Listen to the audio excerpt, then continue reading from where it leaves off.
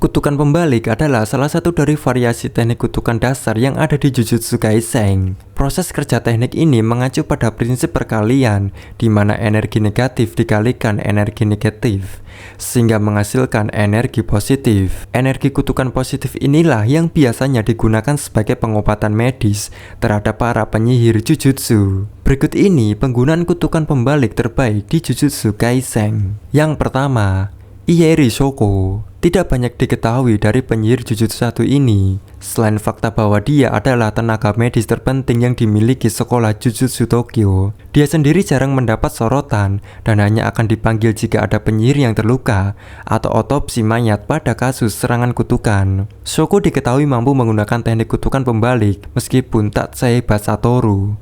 Kemampuannya sendiri baru terlihat selama insiden Shibuya berlangsung, di mana dia sedang menyembuhkan sejumlah penyihir yang terluka. Yang kedua, Uraume. Pelayan Sukuna 1 ini memang terlihat tak begitu berbahaya, namun jika sampai menantang, lawan bisa dibuat babak belur di depannya.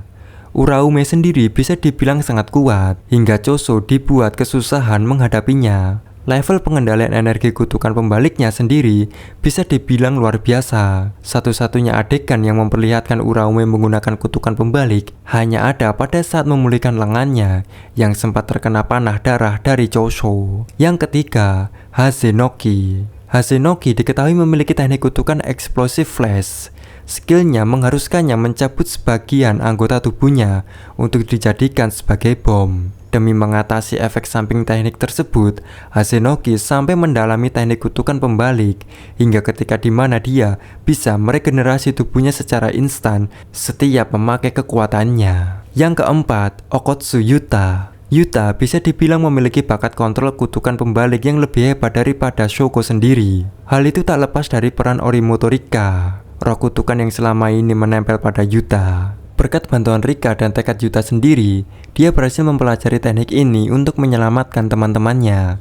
Kemampuan Yuta dalam menyembuhkan sendiri terbilang sangat hebat, di mana dia mampu menyembuhkan beberapa orang secara bersamaan. Selain itu, dia juga berhasil menghidupkan Yuji yang sempat mati beberapa detik setelah tertusuk katananya. Yang kelima, Kinji Hakari. Hakari diketahui bisa menggunakan kutukan pembalik dalam kondisi tertentu. Dia harus berhasil menang jackpot dalam domain expansion miliknya. Jika itu terjadi, Hakari akan mendapat hadiah berupa pasokan energi kutukan tanpa batas selama beberapa menit. Dalam kurun waktu itu, Hakari bisa memakai kutukan pembalik tanpa henti, hingga dia bahkan nyaris tak bisa dibunuh selama mode jackpotnya berjalan.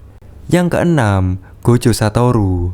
Gojo sering menggunakan teknik kutukan pembalik sebagai jurus serangan. Dalam prinsip teknik limitless miliknya, kutukan pembalik Gojo memiliki warna merah dan memiliki kekuatan mendorong segala bentuk materi. Teknik yang disebut kurs teknik reversal red dikembangkan Gojo selama pertarungannya melawan Toji.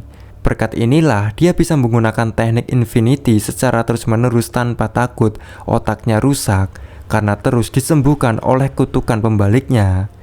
Selain itu, dia juga mampu menggabungkannya dengan blue sehingga menghasilkan jurus serangan absolut Hollow Purple. Yang ketujuh, Sukuna. Sukuna bisa dikatakan sebagai penyembuh terbaik di dunia Jujutsu. Salah satu alasan Sukuna sulit ditaklukkan adalah teknik kutukan pembaliknya, membuat dirinya bisa beregenerasi tanpa batas. Selain itu, Sukuna mampu menyembuhkan orang yang dipilihnya, meskipun dia sudah mati sekalipun. Yuji sendiri adalah salah satu contohnya, di mana dia berhasil hidup kembali setelah disembuhkan Sukuna dengan sumpah pengikat sebagai syaratnya. Megumi yang nyaris tewas selama insiden Shibuya juga pernah disembuhkan karena Sukuna masih membutuhkan putra Toji sebagai bagian dari rencana besarnya.